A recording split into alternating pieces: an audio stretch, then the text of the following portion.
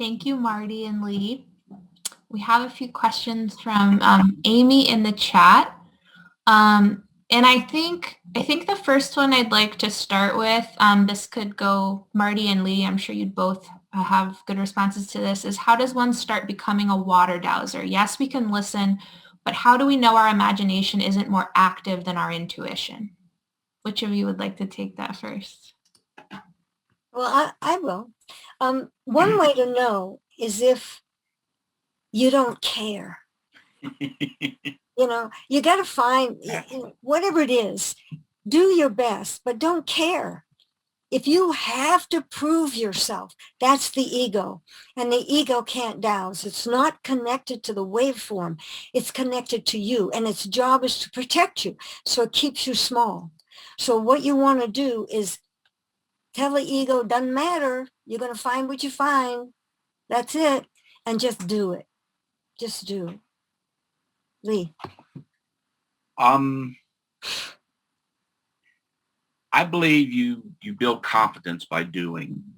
And I totally agree with what Marty is saying, is that you need to have a relaxed attitude and let things come. I have my students practice overflowing water, just a water hose. And they get the feeling of the energy of the water, and some will pick up the direction it's going. Then I take them to a spot where there's an underground drain, but they can't see it on the surface. But now they know what water feels like, and they'll be able to identify it. So ideally, you would find a experienced water dowser to go work with. Marty and I are both wanting apprentices, but it's difficult because we get a call and got to go the next day, or somebody's well's gone dry, so it's a high priority. So we have had a water dowsing group with the Appalachian chapter where we've actually had day-long training sessions. And I'm sure we can do that in the future when we can get together. But go out, make you a few simple dowsing tools out of coat hangers. Marty has several videos that talk about the different tools. I think we have links to those on this. And go out and practice. And then if you're not getting a response of a water hose, walk on a bridge over a bigger river. And I've had people douse my aura on a bridge, and it's like twice as wide on the downstream side. So that's telling my body is interacting, my energy field is interacting with the energy field of the water. So I went out and did 3 wells for friends, and I was terrified. But they all came in, and I said, maybe I'm doing something helpful. So I'm like Marty. I believe in my craft enough that I give back my fee if I fail. And my failure is based on whether they get enough water to meet their needs, not necessarily my exactness on the depth and yield. Although I went to one site that Marty doused. They were going to have to move it. And I checked her site, and without knowing what she had, I got the same depth. I got the same quantity of water. So that gave me great confidence to recommend Marty because, everybody does it slightly different, but if you get an answer, and Marty, she changed my life in telling me that ask the water, is it willing and able? So I didn't go in great depth, but I do a little prayer when I go on site. I speak to the directions. I tell them why I'm there. I ask for their help, and then I go do it. And I write down a number, and I don't go back and ask it 10 times because your super consciousness will just go, look, I already told you. So, and then the next step is getting a driller that can drill straight. They don't always drill straight, which I can go back and shine a mirror of sunlight down a borehole and see whether it's straight or not. Usually where the casing pipe, which is, either metal or plastic, ends, you can see where the borehole, when they come back in and re-drill, they're not straight. And if they're off 1%, every 100 feet down, they're off, 1 foot from a crack. And the thing that really convinced me that I'm doing something is that I've been called to several dry wells. Yeah. And I find, very successful wells within 10, 20, 60, 100 feet because they're on a fracture that we can detect. So I work just by word of mouth. And to me, it's a treasure hunt. And it's a little more travel than I want to do because these, some weeks I do 300 or 400 miles of driving. And so I'm getting too old for that. So anybody who's interested in, apprenticing, please check with Marty and I, and we'll figure out something to help encourage you. But the whole idea is to empower yourself for your life so that you're able to give and share to others. So. Thank you both. We have some great questions coming in. I have some specific ones for you, Marty and Lee. I think let's go through those for each of you, and then we'll get to some of those more open-ended questions again. So Amy had asked earlier from your presentation, Lee, if you can show how to develop energy with a compass, like if there's a visual aid that you might offer for that.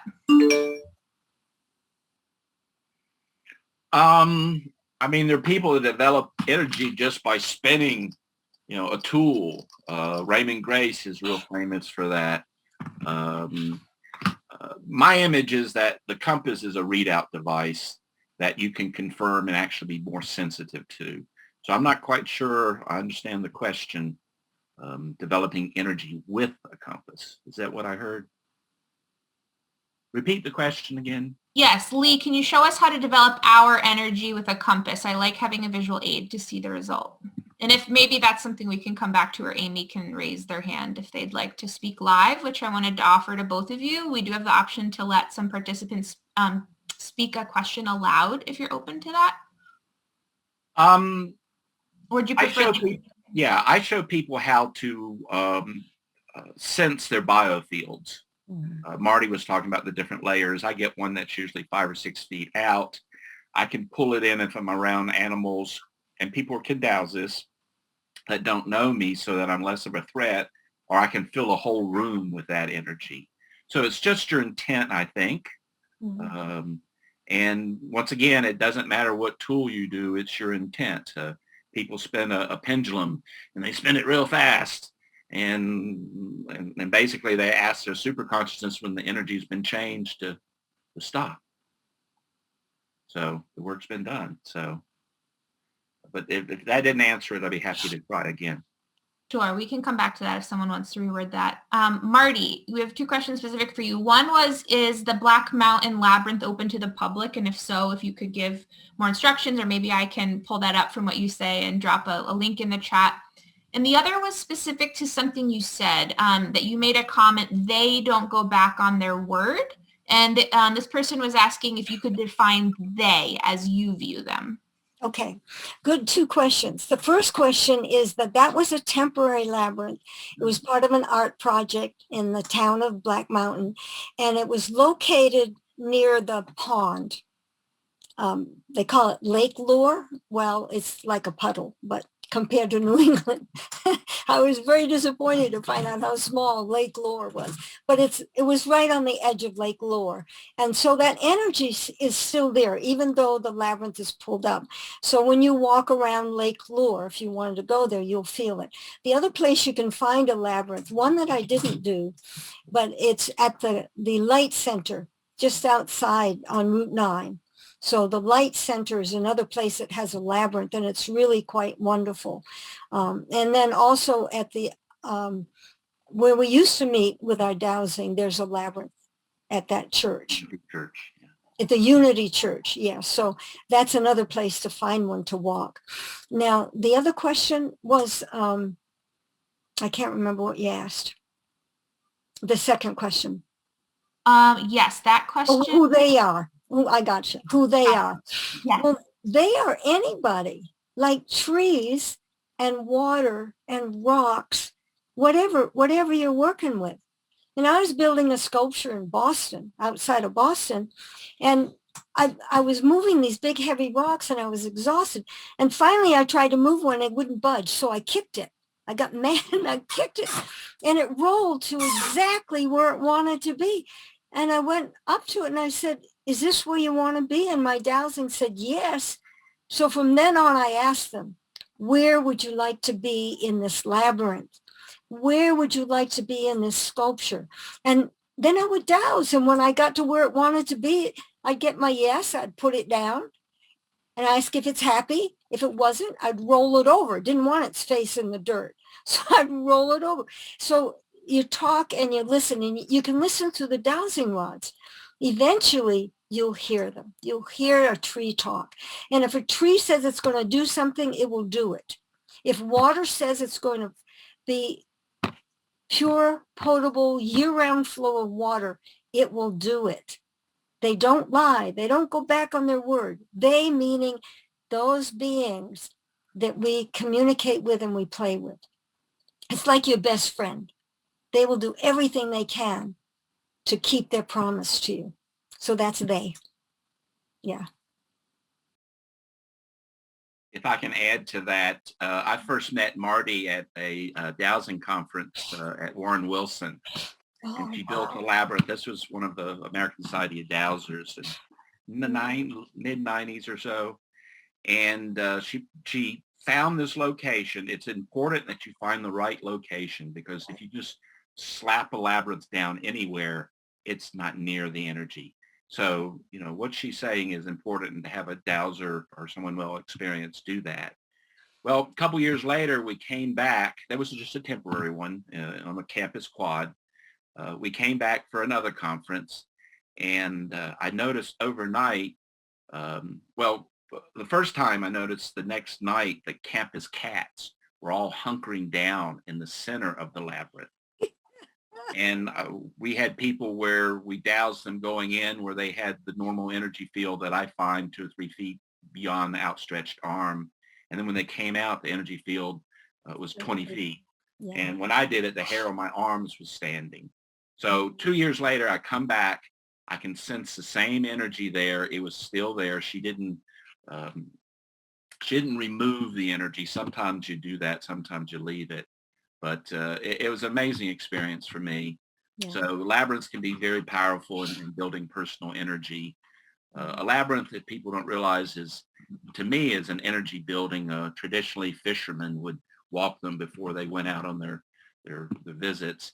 It's different from a maze, where a labyrinth has a direction and a flow, and a maze is more developed to develop different intuitive abilities, where you make a junction, you make a choice, right, left, that sort of thing. So realize that a maze is very different than a labyrinth. Yeah, that's good. And the other thing is that when you're building a labyrinth, you always ask the earth the most appropriate place. It may not be where you think you want it, but it's the most appropriate place. And I built labyrinths around the world. And I was working with someone in England, and their home was on the Michael and Mary line, right? Big deal. And they wanted this labyrinth because they wanted to be able to brag that they had a labyrinth on the Michael and Mary line, and look how bright we are and how important. They didn't care about labyrinths. They just wanted to be special. And you know what? I couldn't do it. I couldn't build it. I asked, I kept getting no. I said, sorry, can't do it. You know, so you got to have that same thing. I've done the same thing with water. Someone wanted to do a water well. And I asked, I doused all over the place, found lots of water. And I asked, are you willing and able to come to the surface? I got no every time. So I went back and I said to the guy, what are you doing with this water that you want? He said, well, it's from my farm. I said, no, it's not.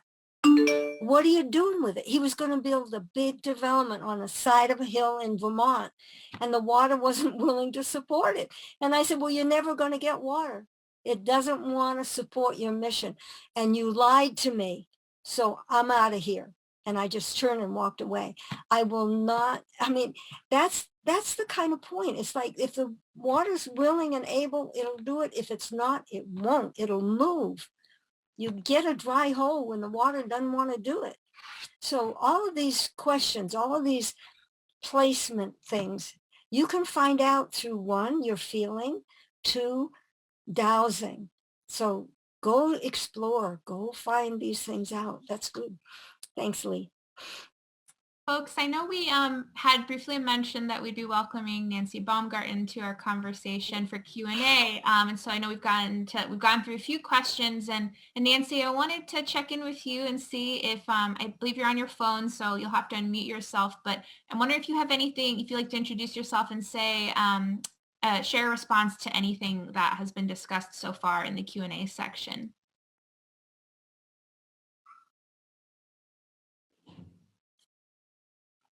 I think you're still muted, Nancy.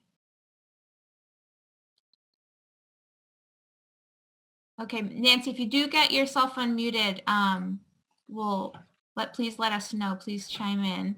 But I'll pose the next question, and I think all three of you would probably have responses to this. So the question is, it's a two-part question, they say. So would there be other ways to build one's relationship to water that might be beneficial? Also, Marty talked on this a bit, but it seems like all of this could be useful if applied to finding truths in our body or in the world in general, which is so needed in our current cultural dynamic situation. Do you have any other thoughts on this? Are there other specific exercises in meditation that might help, or sources that you would point people to? So one part is the relationship to water, right? And then the other part is specific exercises. Lee? We're 60% or so water. One time I used the image that we're a bag of flowing fluids, and we create energy fields. But relationship, it's all attitude. I understand what Marty is saying is that if you don't treat nature right, it's not going to cooperate and support you. I like to, I give thanks to the water. I give thanks to my dowsing tools. I give thanks to my super consciousness. I try to live in gratitude, and things seem to flow better that way. Yeah. You also get a response. When you're, I want to see if we can get this picture on me, but when I dowsed a couple weeks ago up on a mountainside, the people couldn't be with me. So I just went and I dowsed the land, and I marked everything out as clearly as I could, and I told them what I did. But on the way back down, I just got this really feeling of how beautiful the land was and how much they're going to love that place. And I thanked it. I thanked the land. I thanked the spirit of place. I thanked the water. And I went to take another step, and I felt something under my foot. So I looked up, and that's what was under my foot, a heart. And so I picked it up and took it home with me. So you get acknowledged, you get given treasures, you get a way of communicating, and that's always a reassurance. And your whole system shifts. It's like when you get a hug from a good friend, your whole body changes. So when you hug the earth, when you give that appreciation, you change, you grow, you become more. And so if you're wanting a way of knowing how to shift your energy and shift your attitude or grow in that way, love something, thank it. Whether you know it's going to talk back to you or not, it receives it and it gives you something. And it gives you yourself, basically. I don't know if that answers exactly what you're asking, but anyway, that's it. Okay, Lee, any more? No, I had a thought back on the labyrinths. We had Sam Richardson, which was he's passed over, but he wouldn't build a labyrinth unless the people agreed to maintain it and to make it publicly available at least one day a year. And I thought, man, that's tuning in. And I'm sure he's passed now. He's what we call a sky dowser, but wonderful gentleman. And I've walked several of his labyrinths, and much more powerful than just, putting a labyrinth on a canvas and spreading it out somewhere. Major difference. Yeah. So. He was one of my students at one of my labyrinth workshops, and I just loved what he went out and did. And whenever you have a workshop, or when like even the dowsing for water workshops, what we want is that we create more people to do that, more people to build labyrinths. The more we have, the healthier the earth will be, the happier people will be. The more water we find, the better it is. And the more we share. So when you take those workshops, don't hesitate to go out and practice and use it and do it. That's why we're trying to teach you, because we want you making those things. Yeah.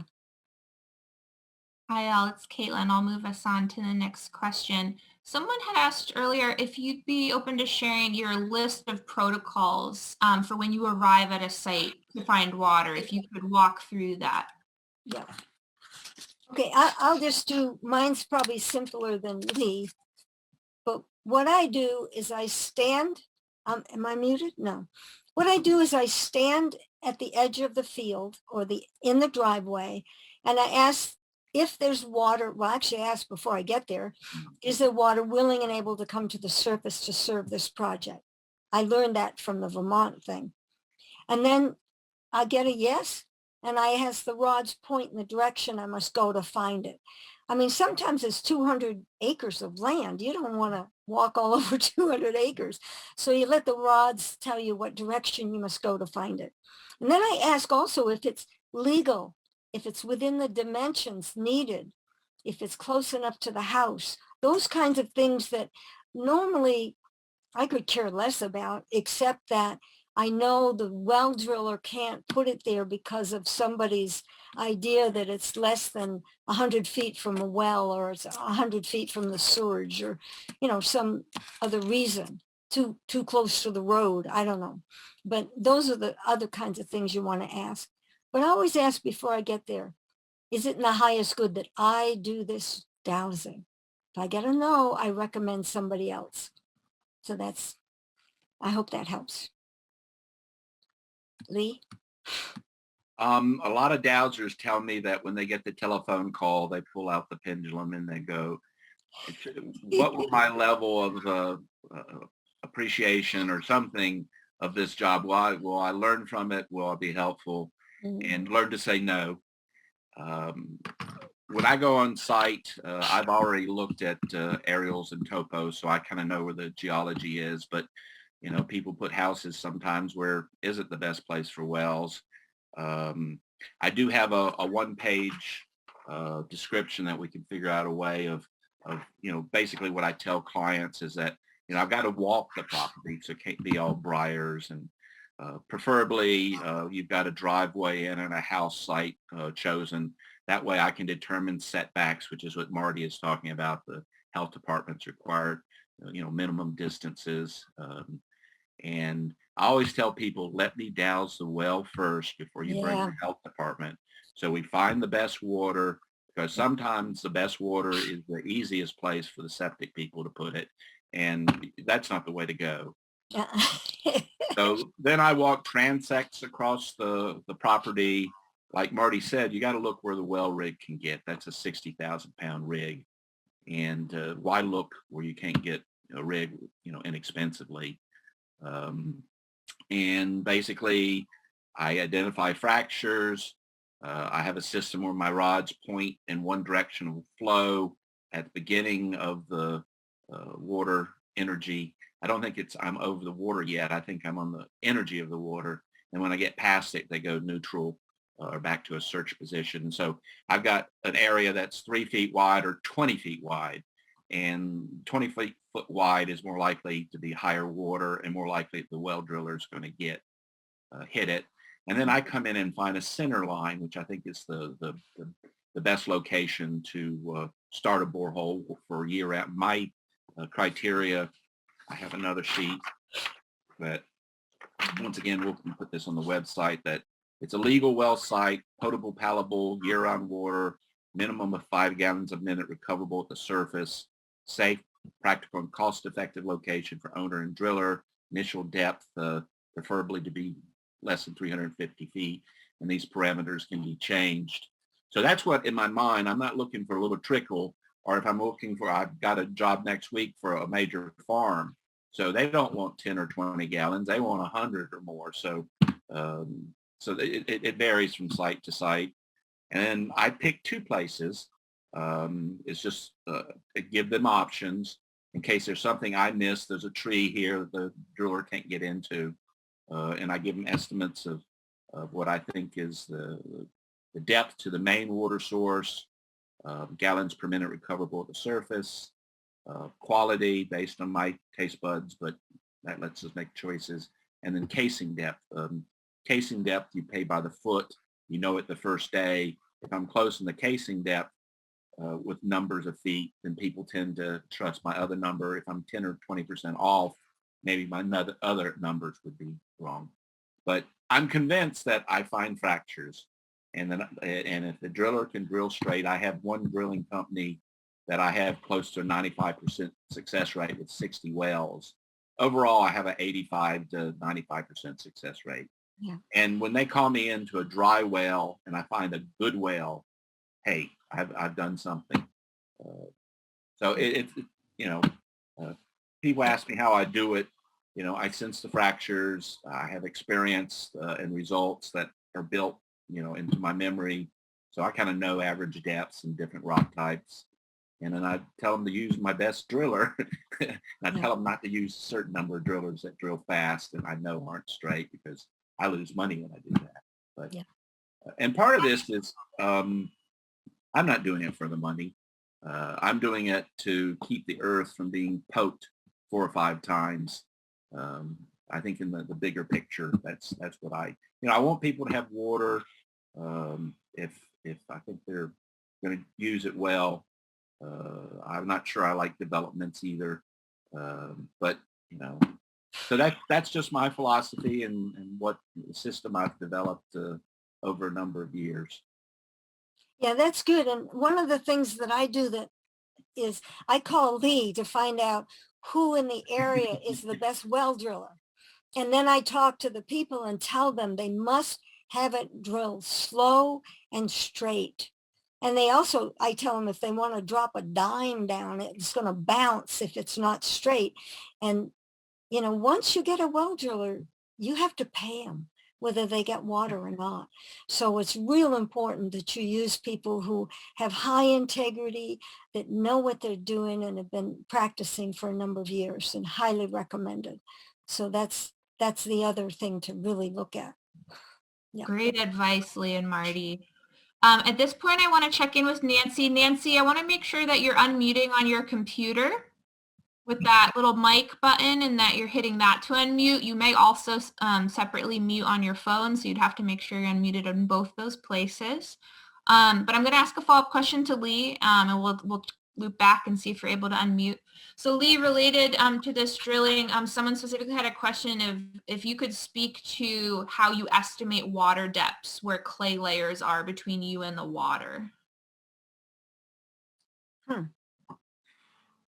I've been a long-term member of the British Society of Dowsers, and they discuss problems with clay, making it difficult to estimate because you get a kind of false image. You get kind of a lake at a depth.